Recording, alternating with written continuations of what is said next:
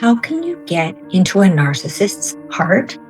That's a question I'm often asked by people who are in relationship with somebody who has narcissistic personality disorder, NPD, or people who don't qualify for narcissistic personality disorder diagnosis, but have a high amount of narcissistic traits. When you're dealing with somebody who is very high on the narcissistic spectrum, you'll generally find that making way in their heart for you is next to impossible.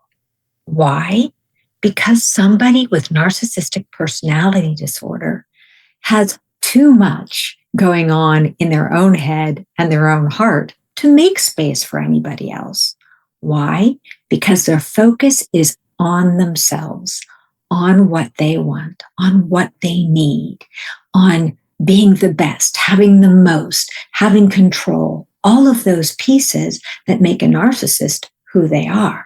So if you're hoping to wiggle your way into the narcissist's heart, you're likely not going to make very good progress.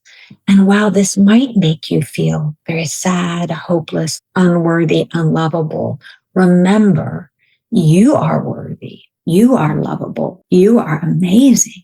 It's just the narcissist who is unable, unwilling to make space in their heart for you. And briefly, this will take us back to the myth of Narcissus, which is where the term narcissism comes from. Narcissus was so in love with himself by looking at the reflection of himself in the pool of water, he could not hear or see anyone else, even those who really loved him.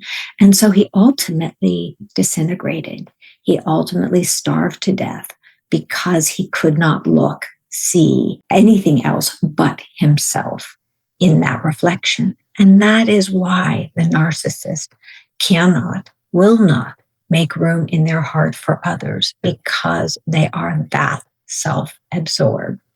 So what can you do? You can really just work on your center. If you're in a relationship with a narcissist, work on yourself, work on your boundaries, work on staying true to you. And if being around the narcissist makes it really impossible for you to not feel stressed, for you not to feel loved, for you not to feel seen, then it might be time to distance yourself from that narcissistic individual. Sometimes this means a step back while you do self-work.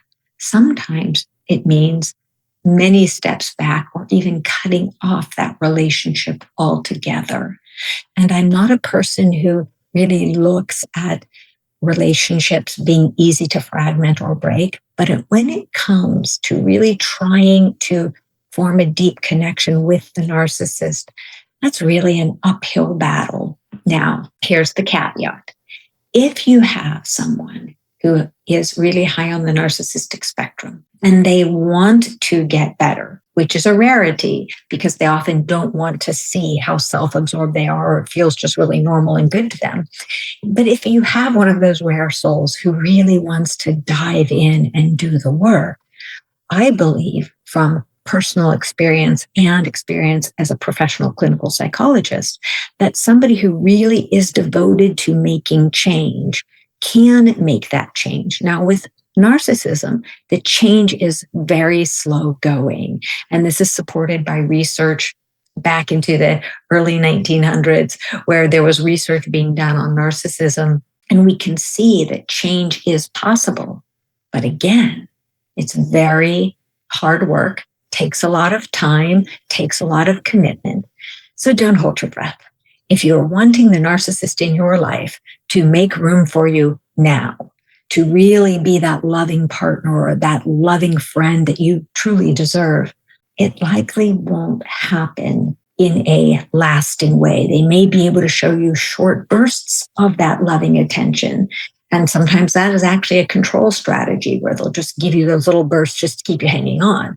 But if somebody is willing to see a psychotherapist once a week and continue treatment for several years, they will be able to change. Otherwise, don't hold hope that you will be able to stay true to yourself Stay true to your need and healthy desire to be seen and loved by staying in relationship with a narcissist. It simply won't happen. Now, if that narcissist is a family member and you still want to have them in your orbit, you still want to really be connected to them, then create healthy expectations for yourself. Rather than seeing that maybe a father, mother, sister, or brother, aunt or uncle, somebody that you really care about, rather than seeing them as someone who's going to be capable of reciprocal love, you may want to adjust your expectations to see them as someone who is so self-focused, so intent on looking in that pool of water that they simply cannot pull themselves up enough to look at you and see you and give you that healthy, attuned, loving connection you deserve. So when you set your expectations for that person, at a very low level, then you'll be able to accept what little bit they are able to give. And I'm not saying that that is enough for you, but then you can actually look to other relationships where there is genuine love available, genuine connection available, and get your needs met from people who are in a much healthier space. And if you find this information interesting and helpful, feel free to visit my website at drcarlamanley.com. You'll find many free resources, including an assessment that can help you determine where somebody lies on that narcissistic spectrum, whether it's low, moderate, or very high narcissism.